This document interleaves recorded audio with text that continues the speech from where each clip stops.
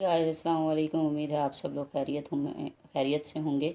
तो आज जो हमने डिस्कस करना है वो है एसिड, बेस एंड साल्ट के बारे में। हमने जनरल सा इंट्रोडक्शन जो है लास्ट वीडियो में देख लिया है।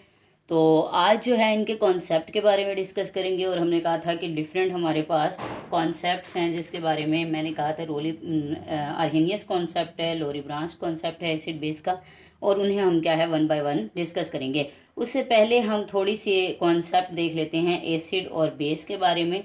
कुछ जनरल सी करेक्टरिस्टिक प्रॉपर्टीज़ हैं एसिड्स के बारे में और बेस के बारे में, उनको हम देखने के बाद देन फर्दर अपने चैप्टर को प्रोसीड करेंगे। ठीक है बेटा।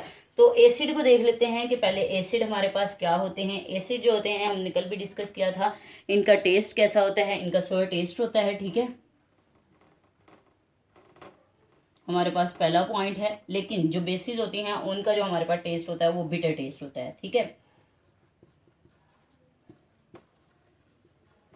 बिटर टेस्ट होता है। कुछ एग्जांपल्स यहाँ पर दी गई हैं बुक में, वो आप लोग खुद रीड आउट कर लीजिएगा। इसके बाद जो सेकंड हमें पॉइंट बताया गया है वो ये बताया गया है कि जो एसिड्स होते हैं वो क्या करते हैं, ब्लू लेटमस पेपर को रेड कर देते हैं। ठीक है, ब्लू लेटमस पेपर को रेड कर देते हैं। ठीक है, और जो बेसिस होती हैं वो क्या करती हैं, रेड लेटमस पेपर को ब्लू कर देती हैं। ठीक है बेटा, लेटमस पेपर को ब्लू किस तरह से करेंगे वो हम पीएच में देखेंगे। ठीक है, इसके बाद जो हमारे पास पॉइंट है, जो एसिड्स होते हैं वो क्या करते हैं, वो हमारे पास कोरोसिव होते हैं, कंसनट्रेटेड होते हैं। कोरोसिव कंसनट्रेटेड होते हैं मतलब हमारे पास,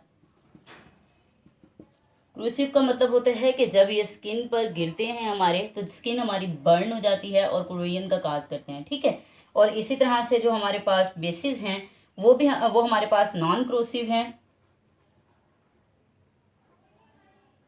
नॉन कोरोसिव हैं।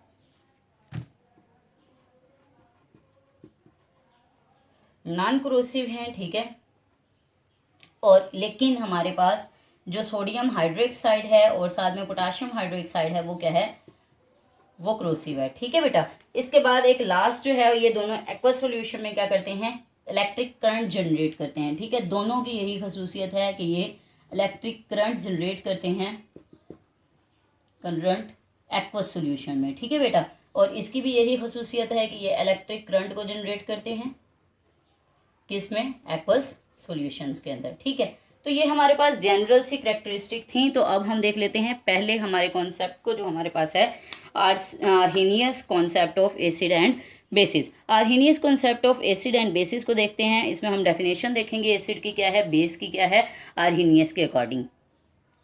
जी, तो आर्हेनियस का कॉन्सेप्ट हम देख रहे हैं एसिड और बेस के अकॉर्डिंग।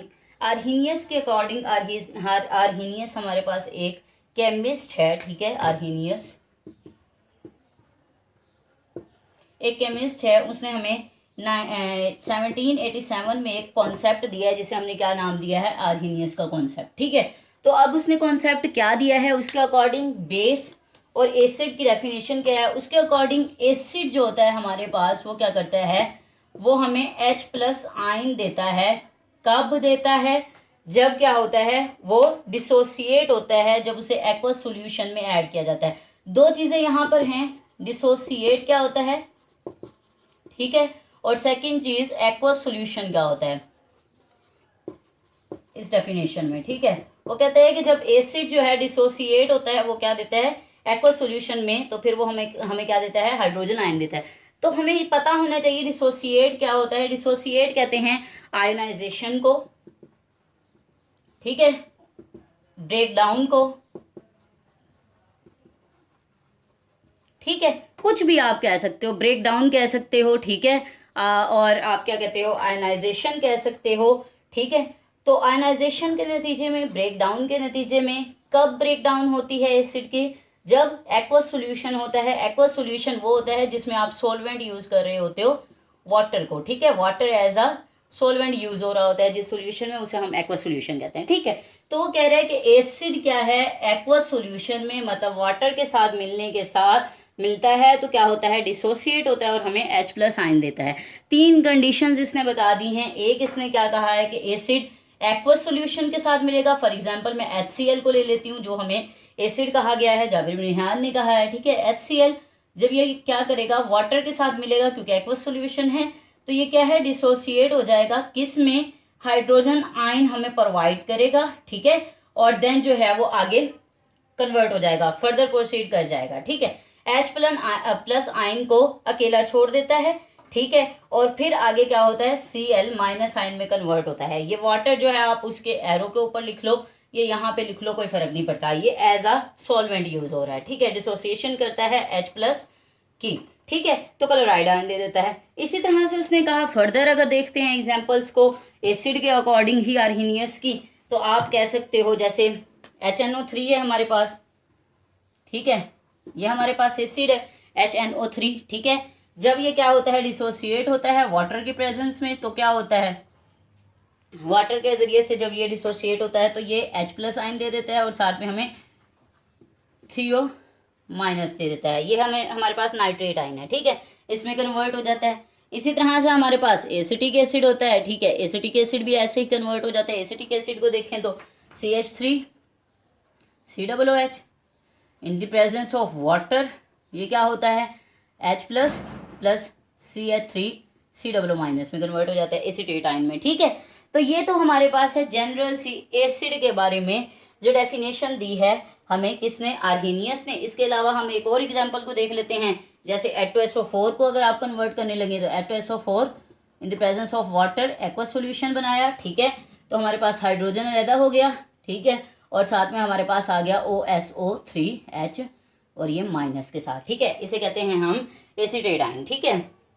तो एसिटेट आयन ये हमारे पास ऊपर आ गया, ठीक है। इसी तरह ये सल्फेट आयन बन जाएगा हमारे पास। तो ये तो हमारे पास आर्हीनियस ने किसके बारे में कहा है, एसिड के बारे में, ठीक है। अब वो बेस के बारे में क्या कह रहा है, लिमिटेशंस भी हैं कुछ, वो हम बाद में डिस्कस करेंगे, 2 लिमिटेशंस हैं। पहले हम इसके कॉन्सेप्ट को देख लेते हैं कि एसिड क्या है और बेस क्या है, ठीक है। फिर आर्हीनियस ने हमें बेस के बारे में बताया, ये सारा एसिड के बारे में था। वो कहता है कि जब आयनाइजेशन होती है, डिसोसिएशन होती है एक्वस सॉल्यूशन में किसी भी एसिड की, तो वो हमें क्या है, H+ आयन देता है, ठीक है। इतनी सी बात आपने जहन में रखनी है और ये एग्जांपल्स आपने अपने माइंड में रखनी है, ठीक है। इसके बाद हम नेक्स्ट मूव करते हैं बेस की तरफ और फिर हम लिमिटेशंस की तरफ चलेंगे। अब आर्हीनियस ने कहा कि बेस क्या होती है, बेस वो है जो हमें क्या करे, वाटर में एक्वस सॉल्यूशन में आयनाइज होने के बाद हमें हाइड्रोक्सिल आयन दे, ठीक है, माइनस के साथ हाइड्रोक्सिल आयन दे, ठीक। अब उसने क्या कहा कि जब आप बेस को एक्वस सॉल्यूशन में डिसॉल्व करते हो तो क्या होता है, उसकी डिसोसिएशन होती है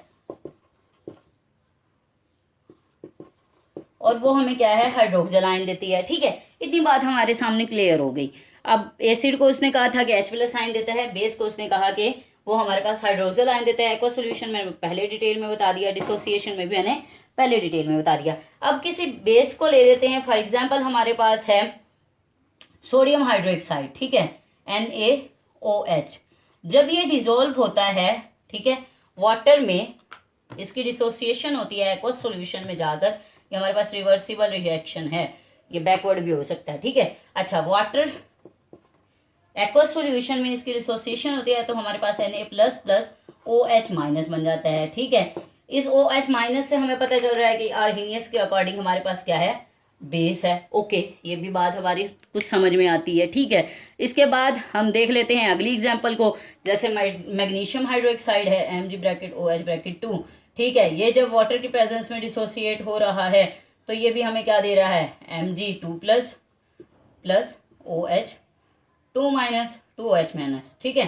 तो ये भी हमें हाइड्रोक्सिल आयन दे रहा है, इसे भी हम कह देंगे कि ठीक है, ओके, ये भी हमारे पास क्या है, आर्हीनियस बेस है। इसके अलावा हम किसी और को डिस्कस कर लेते हैं, कैल्शियम ऑक्साइड को डिस्कस कर लेते हैं, ठीक है। कैल्शियम ऑक्साइड में हमारे पास क्या है, Ca(OH)(2), है, ठीक है। उसकी जब डिसोसिएशन हो रही है वाटर के साथ तो वो हमें क्या दे रहा है, वो हमें Ca2+ दे रहा है +2OH- दे रहा है, ठीक है। तो अब ये फिर हमें बता रहा है कि ये हमारे पास हाइड्रोक्सिल आयन क्या बता रहा है, ये आर्हीनियस बेस है, ठीक है। ये तो हमारे पास ठीक है, क्लियर होता जा रहा है कि हमें बेस क्या है, एसिड क्या है, ठीक, आर्हीनियस के अकॉर्डिंग ये है। लेकिन अब कुछ लिमिटेशंस आ जाती हैं, ठीक है। अब लिमिटेशंस क्या आती हैं, आर्हीनियस के मुताबिक एसिड वो है जो H+ आयन देगा, ठीक है। आर्हीनियस के मुताबिक क्या है, पहले हम एक डेफिनेशन इसको लिख लेते हैं। आर्हीनियस के अकॉर्डिंग क्या है, एसिड गिव्स H+ आयन, ठीक है, और इन वाटर लाजमी ये लिखेगा एक्वस सॉल्यूशन में देगा, और बेस जो है वो give OH- hydroxyl ion in water, ठीक है, एक्वस सॉल्यूशन में। ओके, ये हमारे होगा क्लियर। अब कुछ आ जाती हैं उसकी लिमिटेशंस। अब लिमिटेशंस क्या हैं, लिमिटेशंस अगर हम देखें तो हमारे पास दो लिमिटेशंस बनती हैं। वो दो लिमिटेशंस क्या बनती हैं, एक तो ये बनता है कि इसने तो उनके बारे में कहा है, उन सब्सटेंसेस के बारे में कहा है जिनमें हमारे पास क्या हो, जिनमें क्या हो हमारे पास हाइड्रोजन H+ और OH- आयंस मौजूद हों, ठीक है। ऐसा सॉल्यूशन या ऐसा कंपाउंड जिसमें H+ और OH- चीज़ें प्रेजेंट होंगी, जैसे इसने सोडियम हाइड्रोक्साइड के बारे में बताया, ठीक है, HCl के बारे में बताया। तो सोडियम में OH- प्रेजेंट है, H प्रेजेंट है, तो इसने इसे कह दिया कि ये एसिड है, इसे कह दिया ये बेस है। लेकिन ऐसे कंपाउंड भी होते हैं जिनमें ये दोनों चीज़ें प्रेजेंट ही नहीं होती, ठीक है। जैसे हमारे पास कार्बन डाइऑक्साइड हो गया, अमोनिया हो गया, ठीक है, तो ये भी एसिड है हमारे पास और ये बेस है। लेकिन इसके आर्हीनियस के मुताबिक इन चीज़ों के बारे में इसने बताया ही नहीं है, ठीक है। तो लिमिटेशन चल रही है, सही। तो हमने कहा कि भाई ठीक है, आप कह रहे हो कि हाइड्रोक्सिल आयन प्रेजेंट होगा तो बेस होगी, H+ आयन प्रेजेंट होगा तो एसिड होगा, लेकिन कार्बन डाइऑक्साइड और अमोनिया में इन दोनों चीज़ें ही नहीं है, तो इसका मतलब है इसमें लिमिटेशन आ गई है, कुछ कंपाउंड्स के बारे में बता रहा है, ठीक है। तो ये हमारे पास एक चीज़ ये हो गई, एक ये मसला पड़ गया। और दूसरी लिमिटेशन हमारे पास क्या है, ये हमेशा एक्वस सॉल्यूशन की बात ही क्यों करता है कि एक्वस सॉल्यूशन यानी कि एक्वस मीडियम होगा, वाटर होगा, तो ही H+ आयन और OH- आयन एसिड और बेस देंगे। नॉन एक्वस सॉल्यूशन के बारे में आपका क्या जो है राय है, ठीक है। तो ये नॉन एक्वस सॉल्यूशंस के बारे में कुछ नहीं बताता। नॉन एक्वस सॉल्यूशंस भी तो होते हैं, जरूरी तो नहीं हम वाटर को लें, हम बेंजीन को ले सकते हैं, हम ईथर को ले सकते हैं, मीथेन को ले सकते हैं, ठीक है। तो ये नॉन एक्वस सॉल्यूशंस के बारे में हमें कोई ऐसे जो है वो बताता नहीं है इसके बारे में, ठीक है। तो ये है हमारे पास आर्हीनियस एसिड बेस कॉन्सेप्ट के बारे में डिटेल है हमारे पास। अब इंशाल्लाह जो है नेक्स्ट हम लेक्चर में डिस्कस करेंगे आगे लोरी बुरांस कॉन्सेप्ट को। तो इन्हीं 3-4 कॉन्सेप्ट पे हमारी पूरे एसिड बेस और साल्ट जो हैं वो डिस्कस हो जाते हैं, ठीक है। उसके बाद हम इनके यूजेस को देखेंगे, then physical and chemical properties को देखेंगे, सही है। 1 बाय 1 हम ये सब कुछ करेंगे। तो अब तक के लिए यही है हमारे पास आर्हेनियस कॉन्सेप्ट है हमारे पास एसिड बेस का, ठीक है।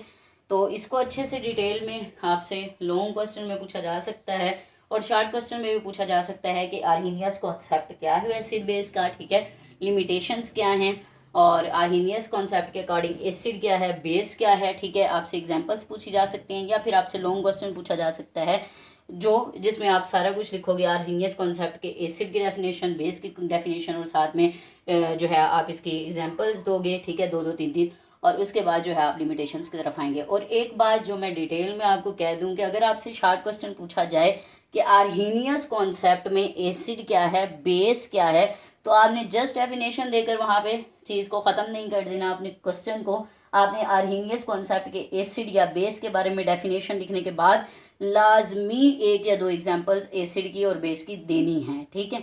ये अंडरस्टूड बात है। नहीं तो आपको एग्जामिनर 2 मार्क्स कभी भी नहीं देता, 2 नंबर आपके शॉर्ट क्वेश्चन के होते हैं, तो 2 मार्क्स आपको कभी भी नहीं मिलेंगे। अगर आपने जिस तरह से मैंने कहा है उसी मेथड से अपना पेपर सॉल्व करेंगे तो इंशाल्लाह आपको 2 मार्क्स पूरे मिलेंगे, ठीक है। तो ये इसमें से इस चैप्टर में से एक लॉन्ग क्वेश्चन ज़रूर आता होता है, नहीं तो 3 से 4 शॉर्ट क्वेश्चन ज़रूर बन जाते हैं, इसीलिए इसे अच्छे से प्रिपेयर कीजिएगा, ठीक है। ठीक है, दुआओं में याद रखिएगा। मिलते हैं अगली वीडियो के साथ, तब तक अपना ख्याल रखिएगा। अल्लाह हाफिज़, फ़ी अमान अल्लाह।